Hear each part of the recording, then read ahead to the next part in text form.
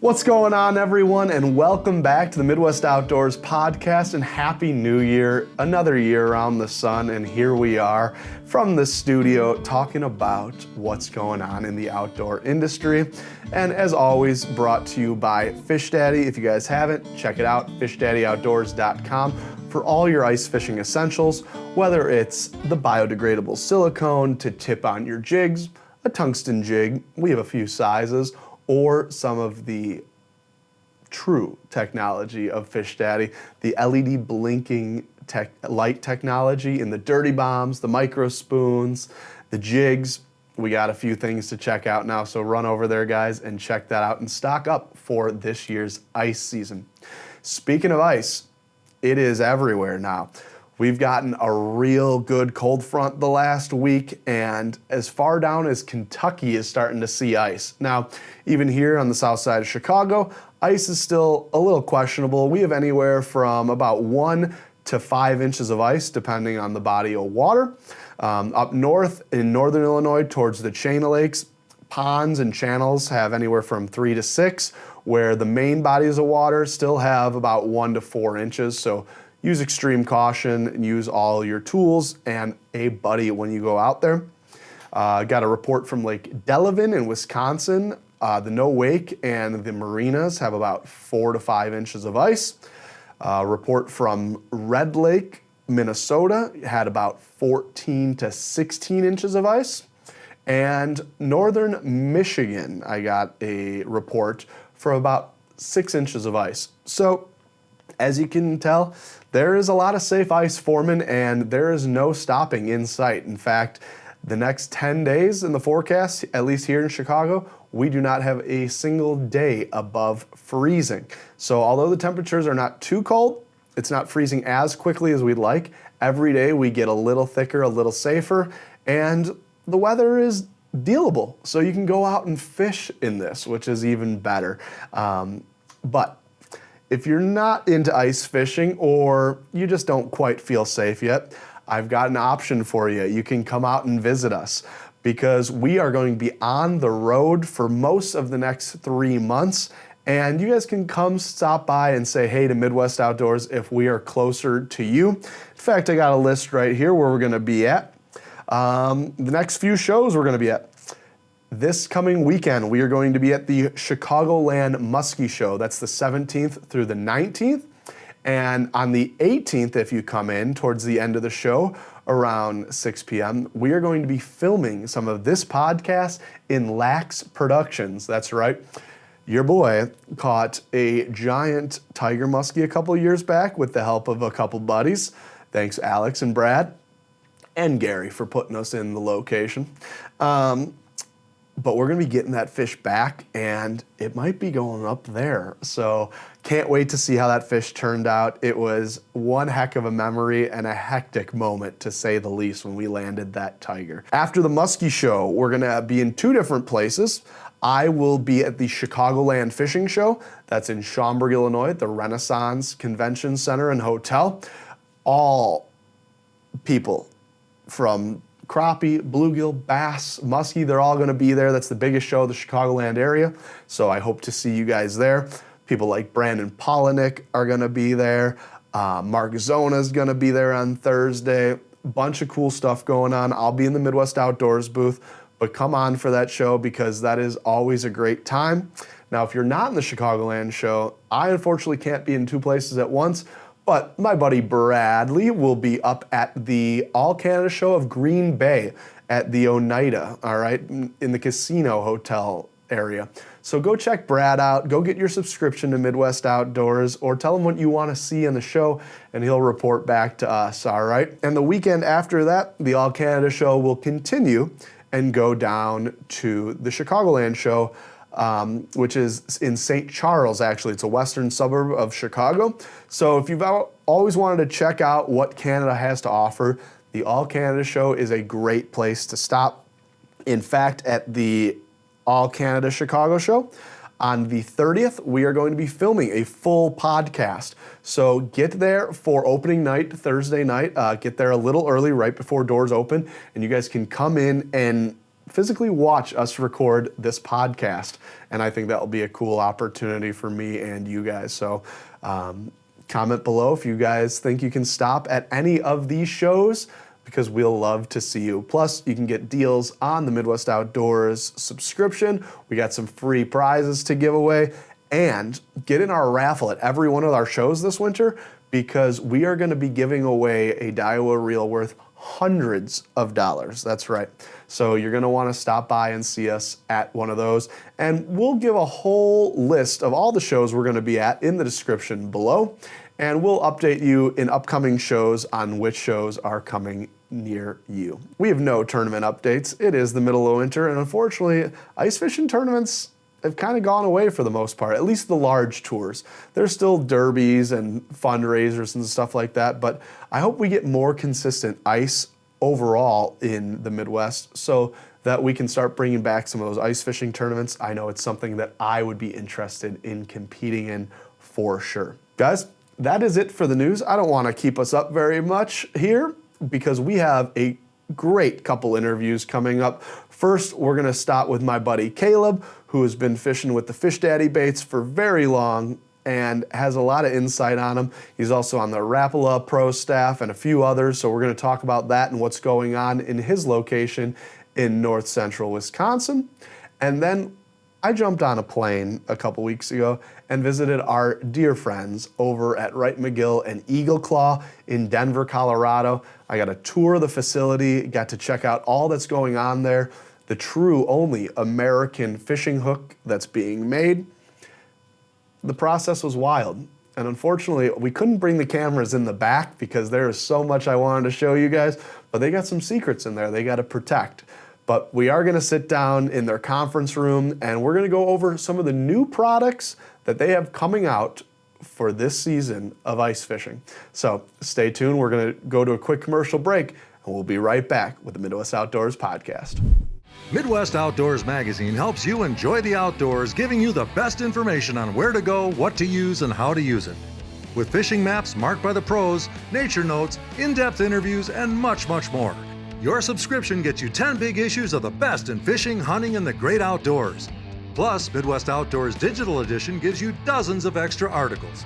Sign up now at mwomag.com. That's mwomag.com.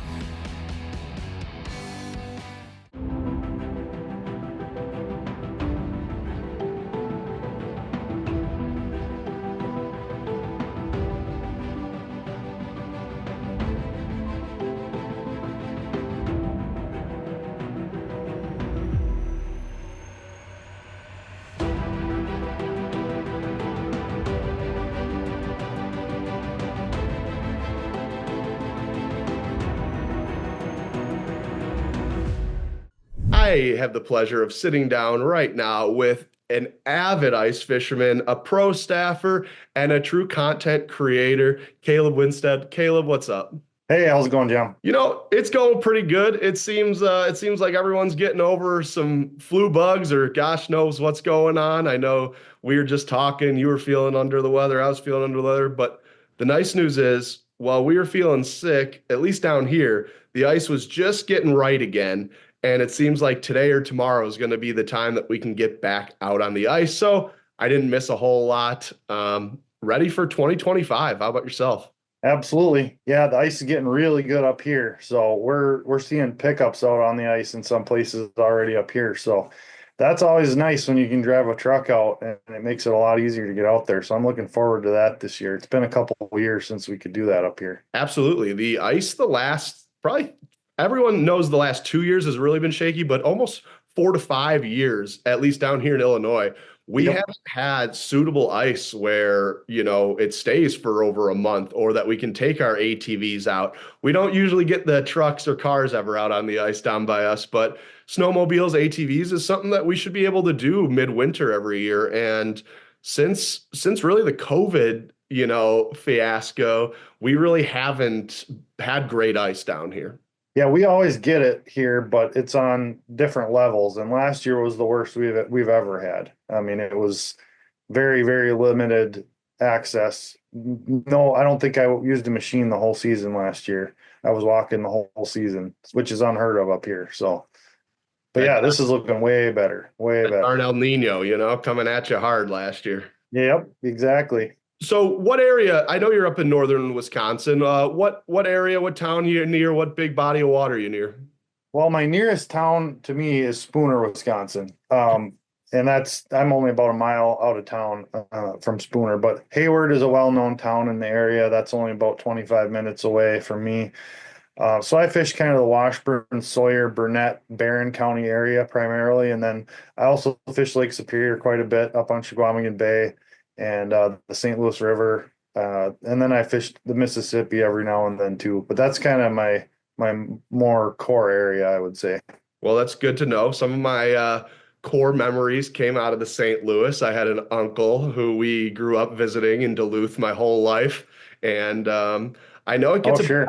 I know it gets a bad rap for how dirty it gets towards the lake, but even in the lake, it has some giant fish near that mouth. My PB pike came out of the mouth of the St. Louis, and it's actually a really cool river once you get up it quite a bit and get into all that tannic water, and the species are almost endless. Yes.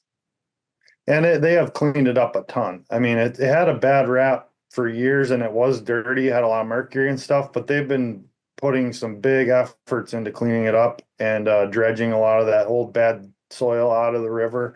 Yeah. And it's cleaned up tremendously. So it's definitely changed as far as water quality goes. And the fishery's still as good as it ever was. So it's awesome to see all that change. Down here in Chicago, the Chicago River has been going in a 20-year project to clean up. And, they just had a swimming event in it for the first time in my life that I can remember. And I know they're doing that over in Detroit too. So it's nice to see that even though these cities are large metropolitan areas with obviously growing numbers of people every single week and month, that our efforts are now towards cleaning the water, because after all, it's all we got really, right? yeah, I mean, they got neglected for many years, and it's awesome to see them kind of coming back and just I love to see that. I mean, I think we all love to see that. But we'll get more into cleaning up open water, later in the year. We're talking about the hard stuff Yep. now, and I don't know why. It gets me ramped up. I love ice fishing. It's the perfect way to start the year. I don't care if I'm catching little bluegill or a 40-inch pike off a tip up. There's just something special about ice fishing. And you, my friend, more than most I know, are out there fishing a lot, getting content. So what have you seen so far this year, and what kind of bites you've been on? It's been really, really good for panfish. I've done really well on panfish so far. They've been hanging up in the weeds a lot in a lot of places longer than usual because we don't have any snow up here. So there's no snow on the ice. The weeds are still pretty green and they're hanging in the weeds or on the edge of them in a lot of places a little bit longer than usual. So you can catch them shallower, which is nice. There's still basin bites going on too, but it's nice to have that other option of shallow fish. And then of course the pike have been up there chasing those panfish around, the pike and the bass. I haven't gotten out and done a lot of walleye fishing yet. In fact, I don't think I've caught a walleye yet. I've been out a couple times and just haven't hit it right. A few buddies have been doing pretty well on them, but I haven't targeted them a ton. I haven't had the time to put in. And up here, you got to hit walleyes during that bite window. It's really not even worth your time most of the time up here to fish walleyes if you can't go early morning or late evening, especially late evening.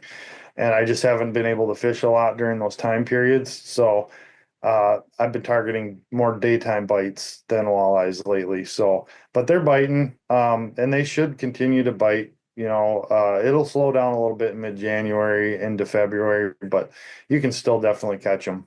Now, down here and in central Wisconsin, and some of Michigan and Indiana, we're freezing for the second time already this year. We had anywhere from 2 to 6 inches of ice. And then Mother Nature decided to do what she's done the last few years, and we got scared that that was it for the ice. But it truly looks now, if you look anywhere from the Dakotas to southern Kentucky, frozen for the next 2 weeks. I mean, everyone should be ice fishing in the Midwest. Big cold front. At least on some small bodies of water. It's looking really good. It's exactly what we needed this year, just for all the ice anglers and the industry and everything. We needed a good cold, Arctic blast to really lock things up, and it looks like we're going to get it. And we had that last year up here. We had that first ice and second first ice. Like we had that thaw in Christmas.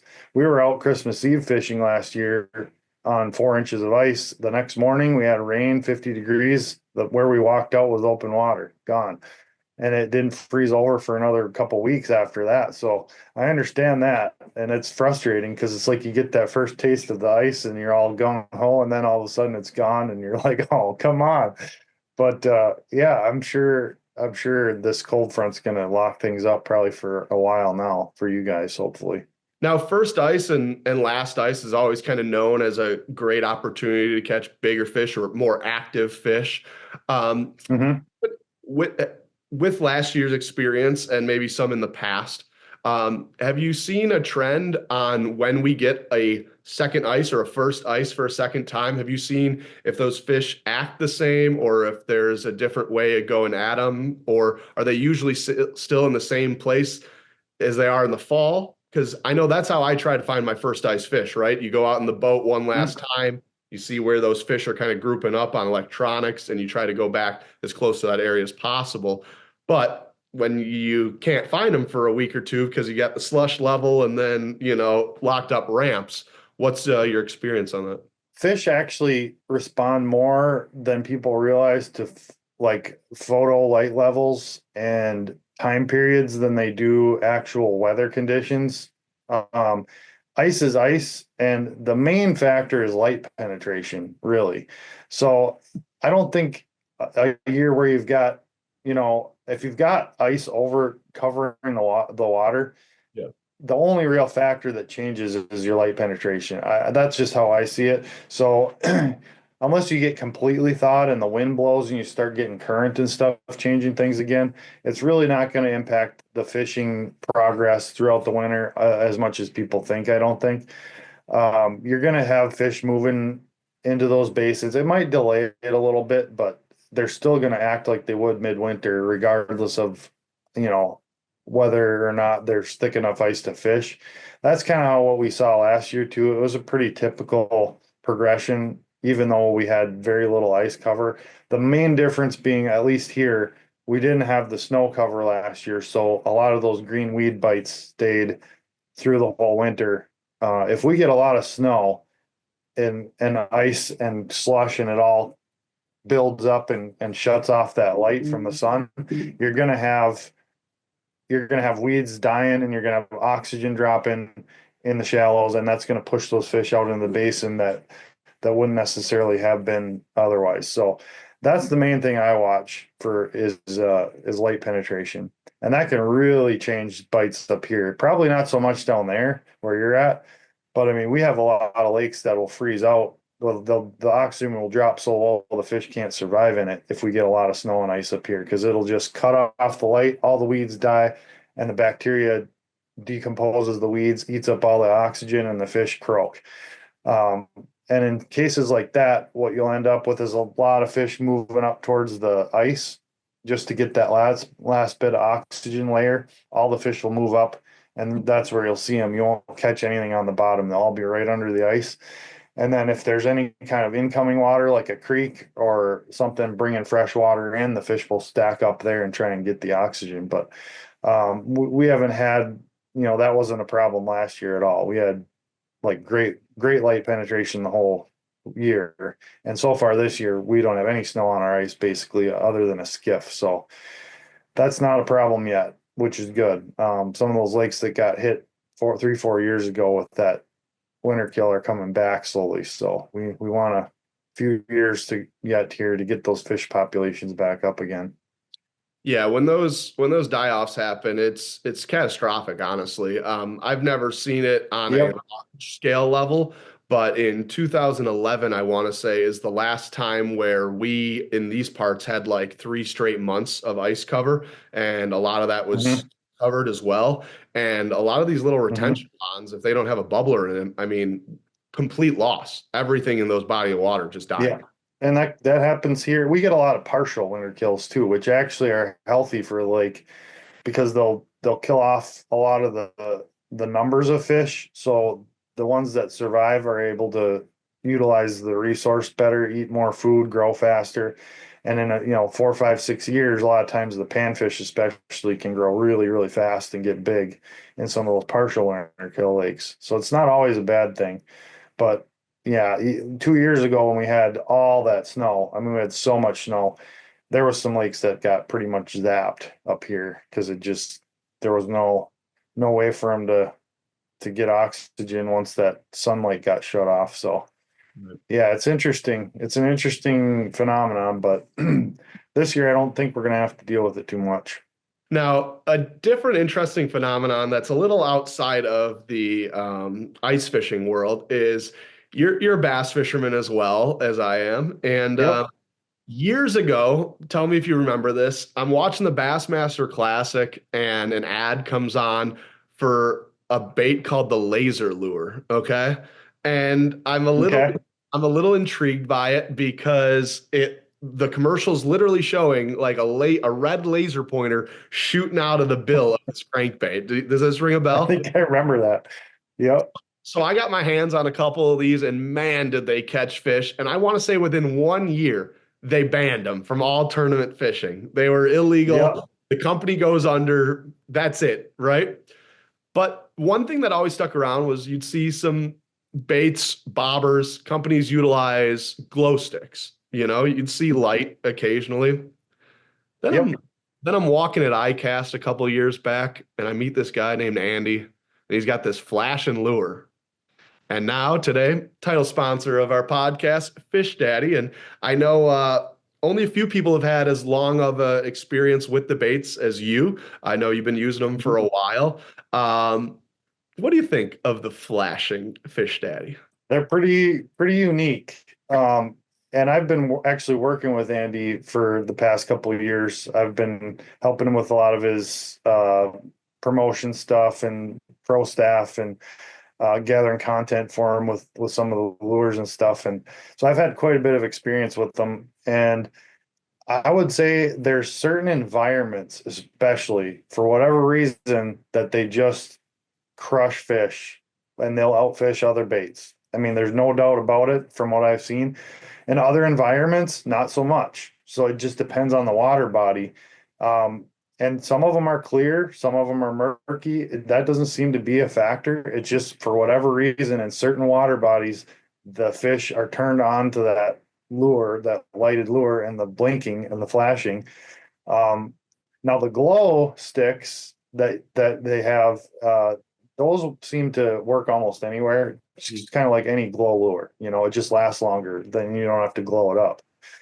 The blinking is specifically like on the Dirty Bomb spoons is what I'm talking about.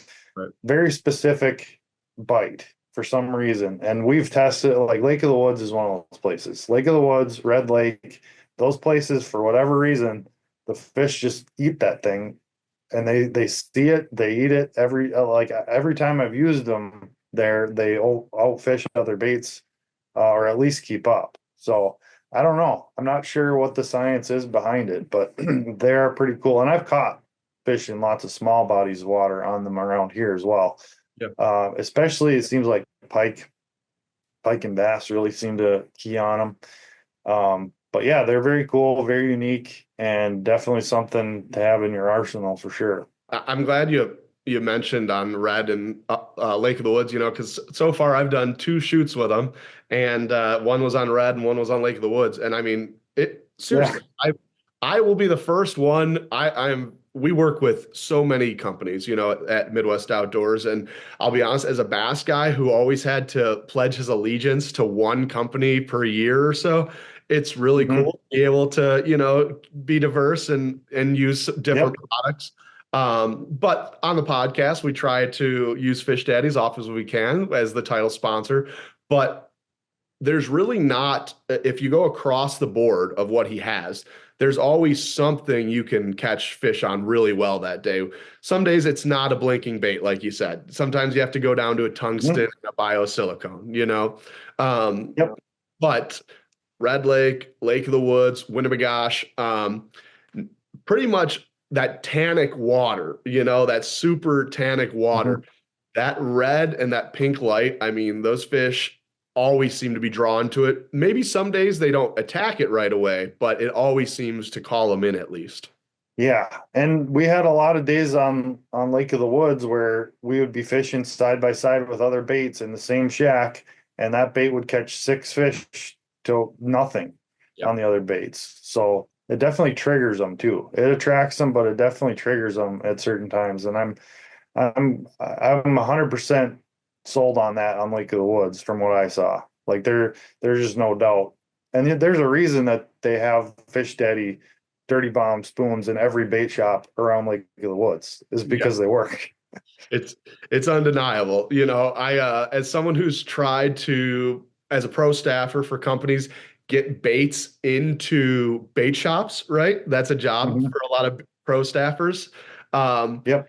you'll often be met by the same answer from owners, and they'll say, if they don't want a product, they'll say, we haven't been asked for this, right? It seems like if their customers are Yep. asking for a bait, they'll do what they have to do to get that product in there.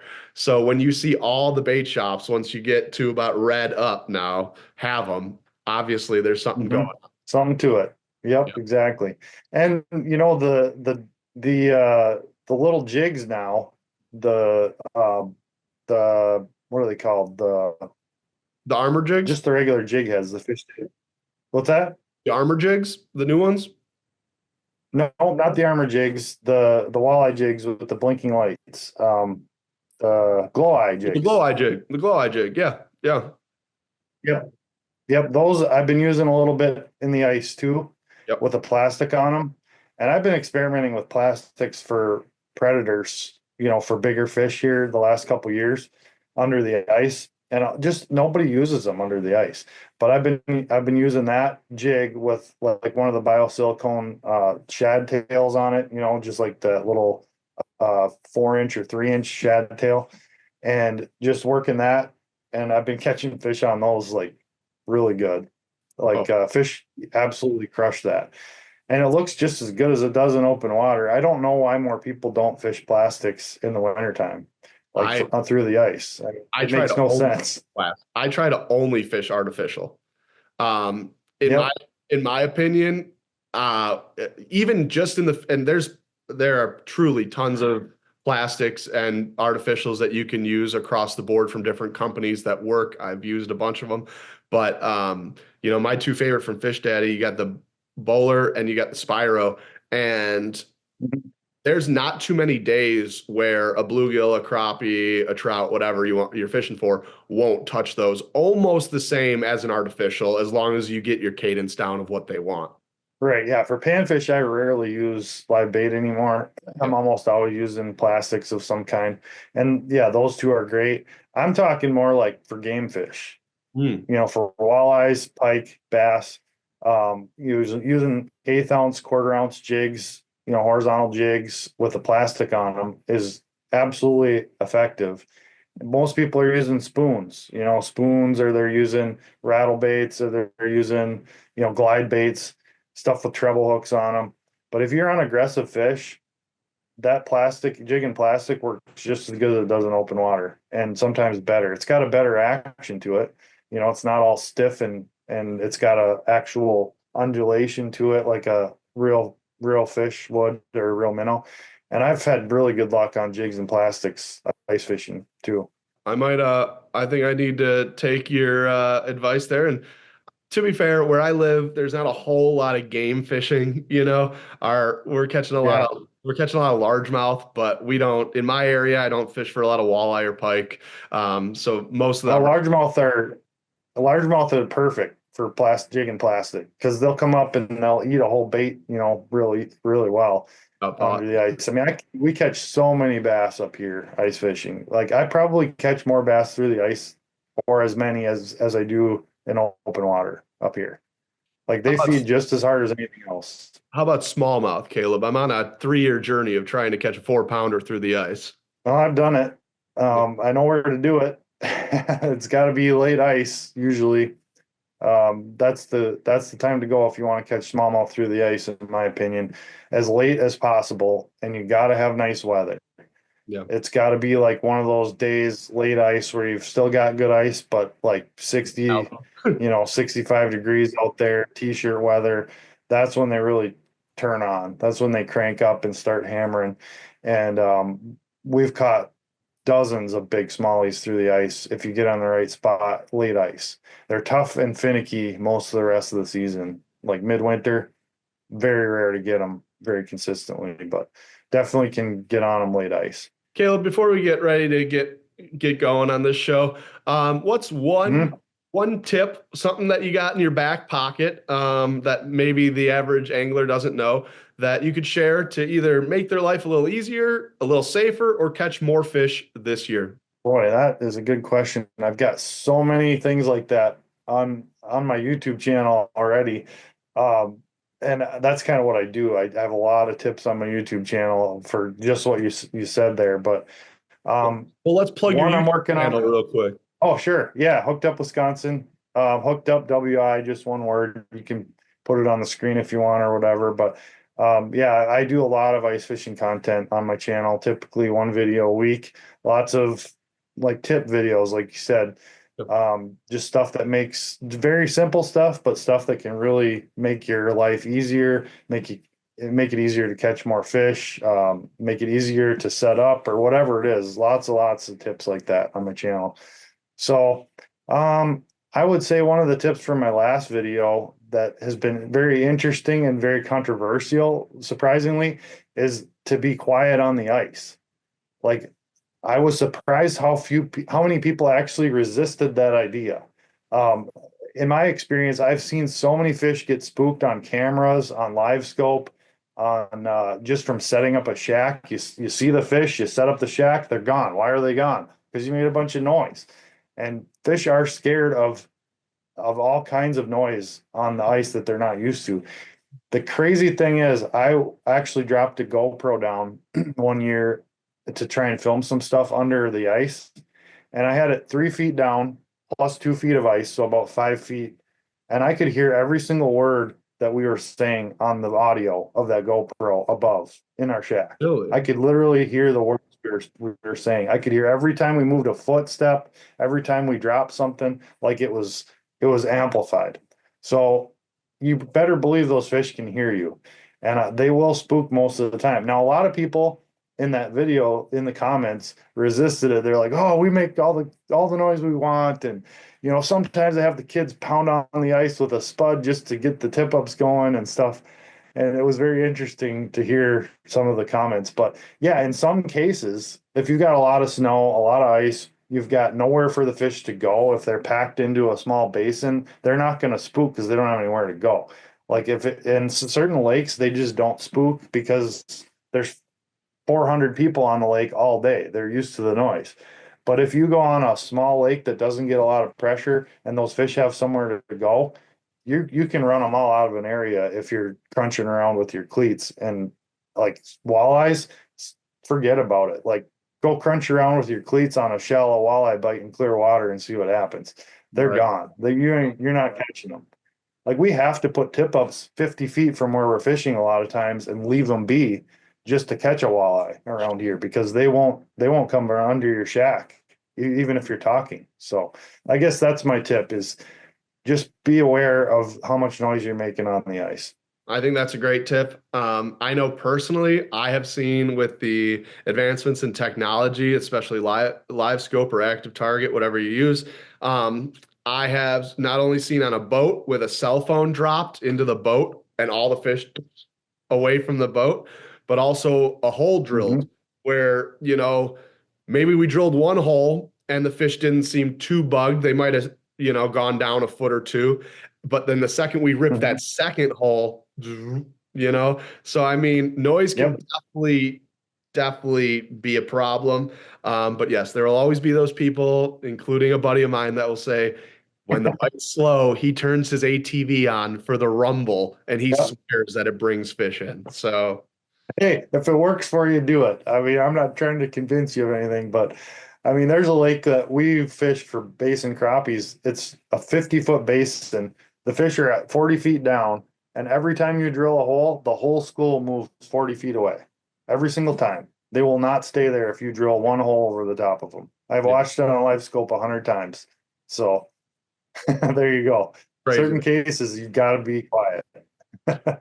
Well, Caleb, we got to let you go here in a second. I'm hoping you'll join me again, though, maybe next month on the show, because you do have something behind your head that we haven't been able to discuss yet. 30 seconds, real quick, just so we get the viewers and the listeners back next time. In my opinion, one of the greatest inventions towards ice fishing that I've used is a product called the Automatic Fisherman. Okay. Now, that product has a few things that it doesn't allow you to do, including knowing when you have a bite if you don't preset your rod. In the state of Minnesota, where we do a lot of fishing, you're not allowed to use a contraption like that. And you have something behind you that looks, or I might know, does both. Correct. Yeah. The Clam Predator is an invention of mine and a buddy's. We teamed up on it, brought it to Clam.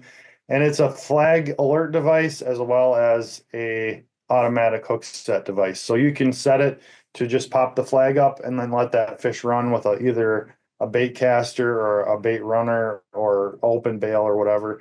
And that fish can take line till you get there and the flag signals the bite. Or you can set it in automatic mode in most states other than Minnesota to snap up just like the Automatic Fisherman or the Jaw Jacker. And it's very easy to use, very collapsible. And it does both. And you can use the flag in automatic mode, which is the only device that does that as well. So lots of cool things in that little tiny package. Absolutely. Well, hey, we're going to go all through it next time we talk. Caleb, safe times out on the ice and go catch some more fish. And we look forward to seeing you soon. Same to you. See you later. Midwest Outdoors Magazine helps you enjoy the outdoors, giving you the best information on where to go, what to use, and how to use it. With fishing maps marked by the pros, nature notes, in-depth interviews, and much, much more. Your subscription gets you 10 big issues of the best in fishing, hunting, and the great outdoors. Plus, Midwest Outdoors Digital Edition gives you dozens of extra articles. Sign up now at mwomag.com. That's mwomag.com.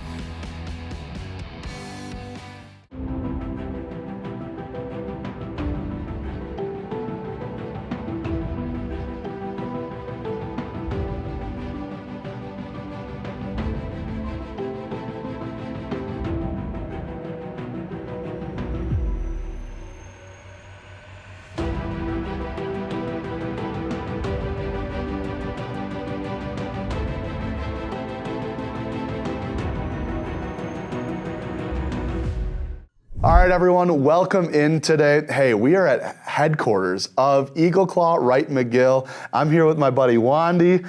Wandee, it's a heck of a place here. It is. It's impressive. What'd you think of the tour and everything when you went on it? Well, I'd love to talk about all the secret things I saw, but we can't, But right. No, it's way different than I would have thought. Yep. There's, a comment I've made to a few people in the hook industry is, it's a hook. What can you do to it? And that gets all you guys going. They're like, oh. Yeah, I think most people don't realize what it takes to make a fish hook. It seems like such a simple little item, but yet it connects you with your prey every time you go fishing. Without it, or if you have something that's defective, you're not going to catch that fish. Yeah. And that's why it's so important. Absolutely. All the time I sit down and we talk to walleye pros, bass pros, the weekend angler, right? Yep. And everyone wants to talk about reels, rods, and baits. Yes. But the line, which we just covered a few weeks ago, and the hook is arguably the two most important things. Correct. About it all. Yes. So yeah, almost 100 years of Eagle Claw, and they've just been refining, developing, evolving, as the hook has. Correct. Yeah. A lot of history is in Eagle Claw. I mean, we're near our 100-year anniversary in 2025.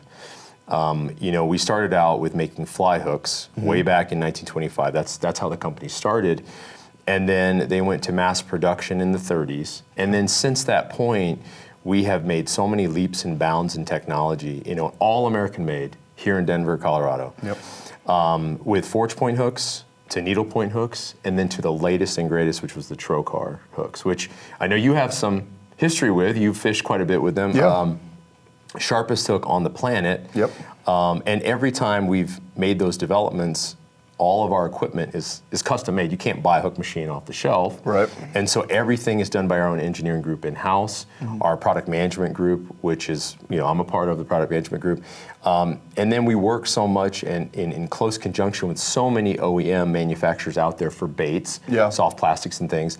And our hooks have to work with all of those different groups. Yeah. So it takes a lot that goes into a hook as far as the engineering and the manufacturing, and people just don't realize it. And I'm glad you're here so you could actually see it and you could talk about it to people out there. We're talking, we're learning to appreciate it. Yep. It was interesting to learn how many different ways there are to make a hook or make a point on a hook. Correct. Different mechanisms to chemical sharpening to laser sharp. I mean, there's so many different things. And then, to which you said, the components pass the hook, right? Correct. So even though someone may not think about using Eagle Claw hooks, they might be using it every day on their favorite crankbait or popper that they're throwing. That is correct. Yeah, we supply a plethora of different OEM manufacturers, not only domestically within the U.S., but internationally in Europe, in Asia, in South America.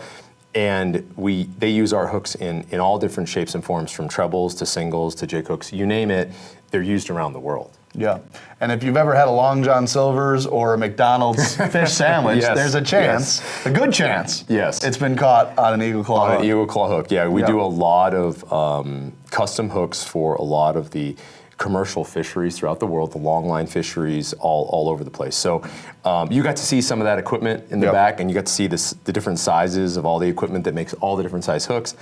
And those hooks that you saw, the commercial ones, are very large hooks. And so big fish. Yes, and big fish sticks. Yes. Big fish sticks, A lot of fish sticks in one fish. Correct, that is correct. Absolutely. Yes. You know, my biggest takeaway out of looking at all the products, right, is how some hook designs truly have stayed unchanged for so long, but yet every year there is a new development that comes out pretty much. Correct, yeah. I mean, we could say you can catch a fish on a basic, 186 bait holder hook. Sure. I can throw a worm on it and throw it in the water under a bobber with a sinker, and you can catch fish. Yeah.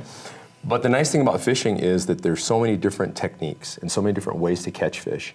And the thing about anglers is they love to challenge themselves with different prey species. And to do that and to make it interesting, people want something different. Yep. And so that's why you see so many different options within hook designs. And throughout the years, I got to tell you, we have what we call our little green book. Yep. It goes back all the way to the 30s with all the different hook designs that we've made over the years. Wow, that's cool. And there have been so many different hooks made, you would not even believe. I mean, it would blow your mind to see the different designs and shapes and everything. So that's, I think, why as a company, we're always trying to get to the cutting edge. We're always trying to be better and improve ourselves every year, not just with our OEMs who come up with ideas for new lures or things like that to catch fish, but also just for the average angler who is challenging themselves to try to catch the next prey that they want, whether it be muskie or walleye or pike or big bluefin tuna or whatever it is, salt, fresh. We're always working and refining to make it better. In any career path, right? That's what you should do, right? You should try to continue to better yourself, continue to go after what's next, because although society and civilization's been around for quite a long time, we're not done. We're not done reaching the new height. Correct. Yeah, there's always something to be learned in engineering and science and metallurgy and whatever it might be. And that's what we have guys here. It's a hook think tank. Yeah. That's what Eagle Claw is. We're a hook think tank. And we're constantly working on hooks because that's our pride and joy. We're American made. We want that to be the best thing we make. Absolutely. So let's dive into it for a little bit, all right? I think this is as iconic as I can get, right? Yeah. The bald eagle with the Eagle Claw red. I mean, that is just... That's our bread and butter is the red, white, and blue. I mean, it's the staple of not only our country but a company. And you walked around, you even said, "I've never seen so much red, white, and blue everywhere." I mean, we have American flags everywhere. All of our workers are American workers. I mean, this is the pride that the owners of the company take in the fact that we're American made and we hire American workers. And I talked about what's the struggle of getting all your materials from overseas? And you said we're not. Oh, we don't. Yeah, we don't. No, our steel is U.S. made steel. Yeah. All the chemicals we use are made and developed and sourced locally within the U.S. So none of not even the packaging pieces that you see for our hooks, all of that is sourced domestically. Yes. The packaging cards are printed domestically. Everything is done domestically. So, it's truly an American-made product. Yeah, that's awesome. As we see it a couple more times, Yep. the American flag on the packaging. It's on the packaging, yep. Now, so right here, right, I got a salmon egg hook, all right? Yep. And I've used some of these, it's a nice hook to bury in an egg or in a sack or something. Correct, yep. But now we looked at those machines earlier that were making those hooks, right? Yep. Mm-hmm. And they're all pressing and pounding and making noises and doing different things. And Yep. each click, a different component of that hook is changed, altered, finished. Correct, yeah. So every feature you see on a hook, from the barb to a slice to the eye, to the angle on the eye, to the bend in the point, the shape of the hook, every one of those is a different step in our machine in order to make that hook. So this hook, an example, can you tell me a little bit of how this hook is made or what it's made out of, what it's finished with? Sure, yeah. I mean, it's a high carbon steel hook. Okay. So it goes through the process. This is our forge point hook, a standard Eagle Claw. Basically, it comes off a roll of wire. Okay. It goes into the machine. The machine does the function of making the eye, bending it, putting the barb on it, bending the point, making the general shape of it. Then our hook operators, will take that hook in its raw form. It'll then be tempered, and our tempering all done in-house. And then it'll be cleaned, and then it'll be plated. Yeah. And so, every plating process we have has multiple steps. This one happens to be gold. Sure. And so it gets plated into gold, and then once it's ready, after it's been cleaned and washed and processed, it goes to packaging, and it gets packaged into a nice clean pack like that for the consumer. And we're just talking gold color, right? We're just talking gold. I mean, that's not all the other colors we have, Right. from bronze to platinum black to nickel to our Seaguard finish. We even have some finishes like heat treat blue. There's so many different options for us. And we even do some custom stuff for other people outside of the consumer. Sure. So, we're talking a multitude of workers that we have here. Different machinery, all custom made in-house, different processes. And so it's, you got to see it. Unfortunately, we can't show everybody in the world because then it would just get copied by somebody, So Perks of the job, sorry guys. Yeah. So every hook truly is an individual. Yeah. So, yeah. And speaking of, we'll go down the line a little bit. I got a couple things here.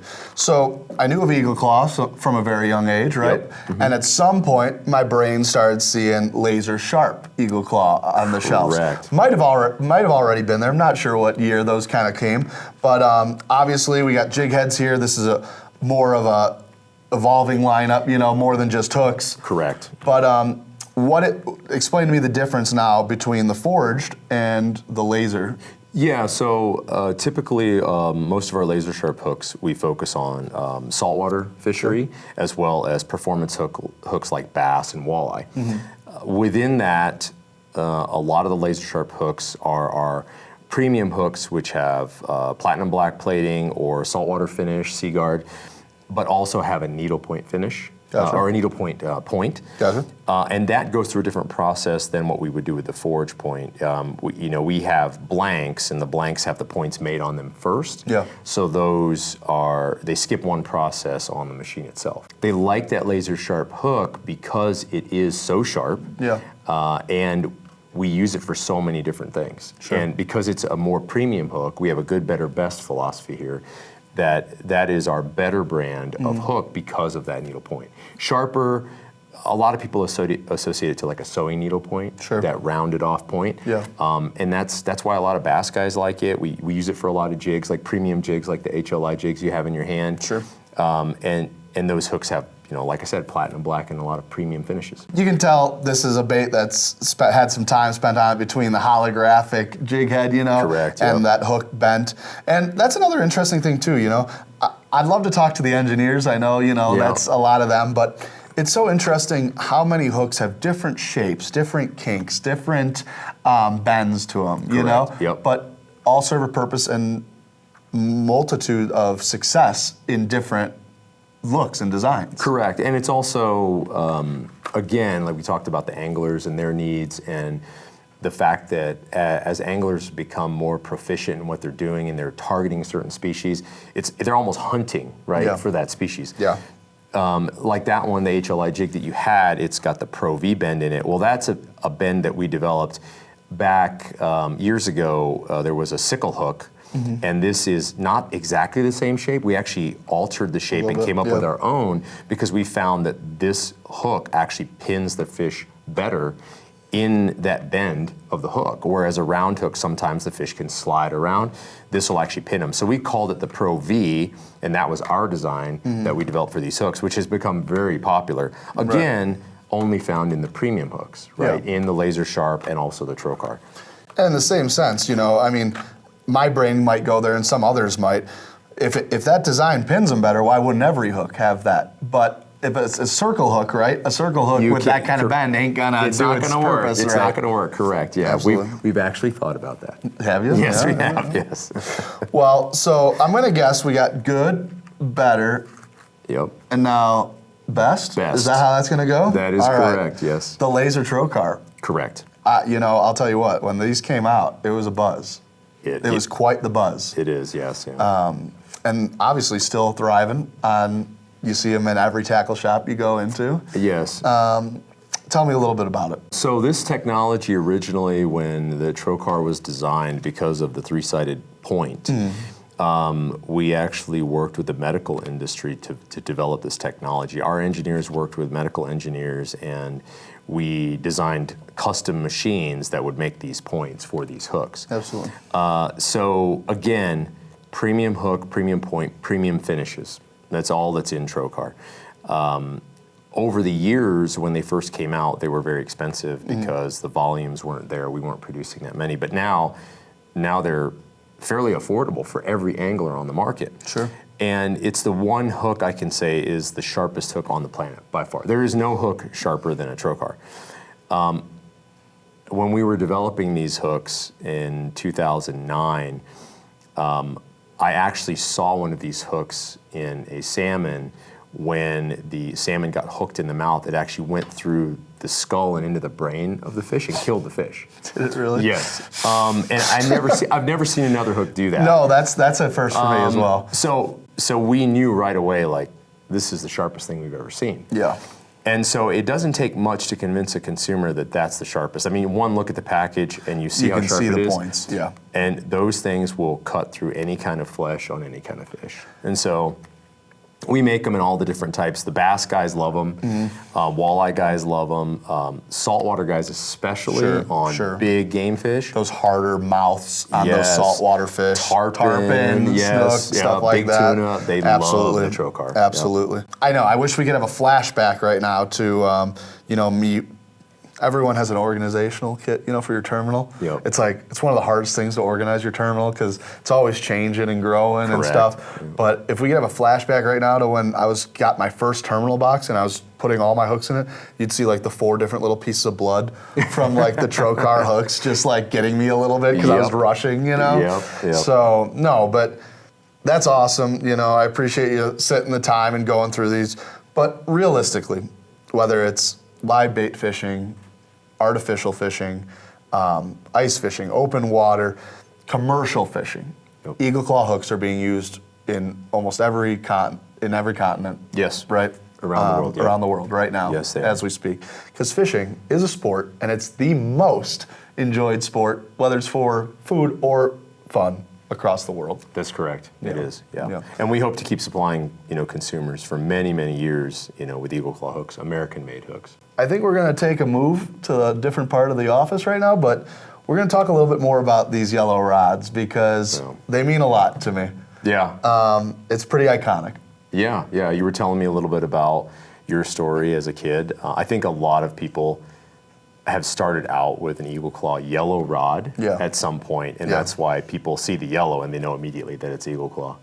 I don't know if mine had this on this, but this ruler right here, this measuring stick is, I like that. That is a great addition to a rod. It is. We took the iconic yellow, and again, not just in our hooks, but we try to improve our products year after year. What can we add or change or update to our rods or other products that help the angler, right? That's our end goal, is to help the angler out with this activity that they're doing, that they're enjoying so much, right?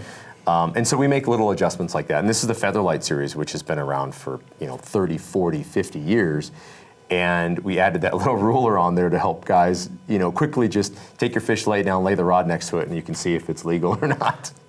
I can see right now a grandpa somewhere giving this to like their 6-year-old nephew or niece, and say, listen here, you put that bobber right over there, all right, and you just flip that crappie in there right there, and you lay that on there, and if it's over 7 inches, we're eating it. Yep. I see it right now. That's correct. I see that right now. Yeah.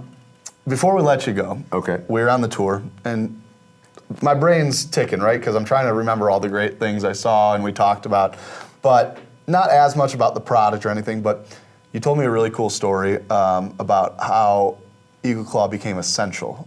Long before we heard essential businesses during COVID, there was another time where you had to be an essential business. Correct. During a world war. Yeah, correct. And that was the story from World War II. Eagle Claw, a lot of businesses were being shut down that were using raw materials that we needed for the war. Ammo, steel, tanks, guns. rubber, whatever. All that stuff was being diverted for the war effort. And Eagle Claw, because we made fish hooks, got an exemption from being shut down. And one of the reasons for that is because Eagle Claw got the government contract to supply fish hooks for survival kits for U.S. soldiers. So as U.S. soldiers were going to the Pacific or around the world, India, wherever they were, fighting for our freedoms, they were being supplied with Eagle Claw fish hooks in their survival kits, so that if something did happen, they could still catch fish, and survive. And so we were allotted a certain amount of steel every month in order to help fight the war effort by making fish hooks for our troops. Awesome. Yeah. I mean, I can't think of a better way to, support America. You're going back to the red, white, and blue. That's correct. Being business savvy, to make sure they do what they do. And thank God they did, because if they didn't, we wouldn't have these products probably. They probably would have been shut down, and who knows what would have happened after that. That's correct. We're the only American-made fish hook company in the world. And one of the things we always want to bring to the angler and the consumer is the quality value. We want to make sure our stuff is still made in the U.S., still affordable, but that the quality is there and they're getting the bang for the buck. That's what we're after. Because fishing shouldn't just be about me fishing. I want to take my sons fishing. And my sons go fishing. And people still have to be able to afford that. Absolutely. And that's why we try to make everything that we do affordable. So, make fishing affordable, make fishing fun. Yep, that's correct. Yeah. Hey, I appreciate the time. Yeah, no problem. And Eagle Claw, find it anywhere. Walmart, tackle shops, online, Bass Pro, Cabela's, it's everywhere. It's everywhere, yep. All right. Thanks, Jim. Well, hey, let's go check out the rest of this place, all right? Okay, let's do it. We are here in the storeroom. Yes, that's correct. Pretty cool little spot here. People can come off the street and just buy pretty much everything you make here at Eagle Claw. Huh? That's correct. This factory store, we call it the factory store. It's basically for all of our local customers to come in, as well as, if we need samples for our customers or our sales guys or anything like that. They can come in here, grab what they need, anything that we either have made for us or the fish hooks that we make right here in the factory. They're all here. Very cool. Yep. Well, hey, we always do a product review in the podcast. Okay. And I saw this and I said, Wandee, we need to go over it. We need to talk about it, because it's a balancing act always when I'm packing my sled, Yep. Ice fishing is my absolute favorite, but it's not always the kindest, right? Right. So bringing extra gear is not a bad idea if you can, right? Correct. So to utilize the most of this space, we got some brackets that are on the jet sled here, right? Correct, yep. And pretty simple, right? They are. They're very simple. We call it the Jet Sled Cargo Rack. Okay. Basically, it's $49.99 MSRP. Yep. But we found that, we have these great sleds that we make, but we didn't have a way for guys to stack their gear properly so that you can fit everything in there that you need. Yeah. And right now we have this on a JS1 winter camo. But it's fantastic because you can put your ice auger up off the bottom of the sled. Yep. You can put a hub shelter up on top off the sled. And you can put all your essentials, the ice rod case, 5-gallon buckets, whatever you need, other gear. Yes. I always carry an extra jacket in case the weather turns cold or something, Yep. And I drop that in there, hot coffee, your lunch, whatever, and you can drag it out on the ice just like this. And the other part about it is it also has our T-Track system, which you can mount it onto that or you can mount it directly to the sled. And the T-Track system, the beauty of that is you can drill one set of holes, not have to drill anything else. You can add our new rod holders that are the T-Track rod holders to it. Yeah, got those up there, right? And then you've also got the jet sled rack. It's just a very utilitarian way to carry all of your gear. Yeah. Right? Yeah, and like I said, I pack my jet sled all the time, and usually all the small stuff gets puzzled pieced in, and then I put the hub on top. And God forbid you don't have a case for your rods. That's when a rod can break, when you're putting weight on top of stuff. That's correct. And then you got the auger, right? And whether it's the sharpness of just the auger itself, or if you have blades exposed, if you don't have a cover, that starts ripping your bag, it rips your shanty. It's no good. Yeah, it's no good at all. I don't know about you. I carry way too much gear when I go out on the ice, and I'm pulling like 200 pounds behind me, which is not what people want to do. But this allows you to organize the gear in your sled, and you have to have the obligatory 5-gallon bucket, of course, that we all carry. At least one, maybe two. Yeah, exactly. Maybe full of fish. Correct, exactly. So this was a great new addition. Our product group here, the product guys, came up with that, came up with the T-Track system, and then came up with the rod holders, which attach to it. Absolutely. And it's a very utilitarian set of tools. Yeah, I mean, shoot, you don't even ever have to leave the jet sled. You could pop the bucket, sit in it, have some, set lines just on the rod holders and just be waiting for the bite. Yeah, that's correct. Yeah, we try to make it as thoughtful as possible for the user out there, for the angler. We're all ice anglers. We love fishing here in Colorado. We go to Minnesota to fish. We just see the necessity and the things to try to make it easier for us. Absolutely. And we know that that'll work for the angler too. Yeah. So again, budget-minded value, right? And making it so that it's customizable for the end user. Absolutely. Well, hey guys, like I said, I think we're going to have a awesome long ice season this year across the Midwest and beyond out west. I hope so, yes. And so if you're looking for something to make your life easier, be able to bring truly more with you, less work, this is where it's at. So whether it's the tracks, the cargo rack, or the rod holders, check them all out at eagleclaw.com. That is it for the tour here at Eagle Claw headquarters, the Wright McGill factory. Let me tell you, it was truly spectacular to see all the different ways that hooks are made. And of course, they have a bunch of other products that we saw today and some that we didn't, but Eagle Claw and Wright McGill are the leaders in fishing. They have everything you need, from beginner to expert level material, from pike and walleye to saltwater, tuna, and marlin. It's truly fascinating when you think of all the innovation and all the products that have come over the last 100 years that I can almost guarantee every single one of us have at least caught one fish off of. So very cool, especially to end it here with Ernie the Eagle. And in the shop, they have some of their old products, right, that have come out. So I alluded to it earlier. My first bass, my first bluegill, my first crappie, my first catfish all came on this old yellow mustard Eagle Claw rod. Aluminum guides, no inserts at all, very bare bone, almost no wrapping on the rod, cork handle, brass materials. It did everything, it really did. And it's funny how we think about now I have a rod for everything. I have a rod for jerk baits, I have a rod for an Alabama rig, a rod for a Nico rig, a drop shot, 100 different rods. And I use this one to catch at least 10 species probably.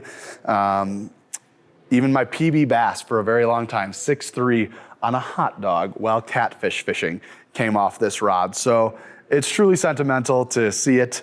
And yeah, that's Eagle Claw. Midwest Outdoors Magazine helps you enjoy the outdoors, giving you the best information on where to go, what to use, and how to use it. With fishing maps marked by the pros, nature notes, in-depth interviews, and much, much more. Your subscription gets you 10 big issues of the best in fishing, hunting, and the great outdoors. Plus, Midwest Outdoors Digital Edition gives you dozens of extra articles. Sign up now at mwomag.com. That's mwomag.com.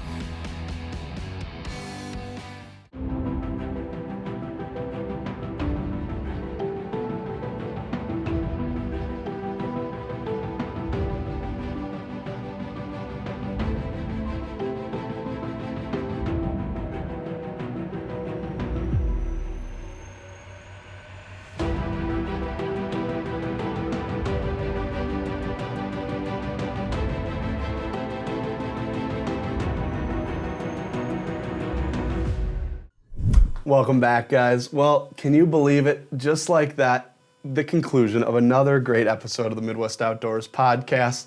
As always, I want to thank you guys, the listeners. And hey, if you're making it all the way to this end without skipping and watching the whole show, I want to reward you guys. So the first person to comment Eagle Claw right now, on YouTube only, all right? You have to be watching this on YouTube. I appreciate anyone that's listening on iHeart, Spotify, Apple, but if you're watching on YouTube, comment right now below, Eagle Claw. And if you do that, we're gonna send you an ice fishing package for being a loyal watch and listener of the Midwest Outdoors podcast, all right? I wanna thank Caleb for joining us and all that insight. We definitely are gonna have to talk more about that Predator coming up. And a huge thanks to everyone over at Eagle Claw. Truly, the hospitality was unmatched. It was one of my favorite visits of any manufacturer, any company. You guys made me feel like I was part of the family. To the kitchen staff, the lunch was spot on, and I cannot wait. I just got a big package in the warehouse of all the products we went over. So I cannot wait to get that out on the ice and show you guys how it works firsthand. So thank you again for doing all that over at Eagle Claw. Guys, like I said, that is the end of the podcast. If you haven't, make sure to like and subscribe, leave a comment, share with your brother, share with your mother, your next door neighbor, you never know. And that's the best way, because if you share this podcast with other people, then you'll find out that they like fishing or the outdoors too, and boom, you made a new friend. Make sure you come out and check us out at the shows we're gonna be at, guys. Like I said, the whole list is in the description below, and we'll be updating you on where we're gonna be each episode. Until next time, guys, it is always a pleasure. Tight lines, and we will see you on the water.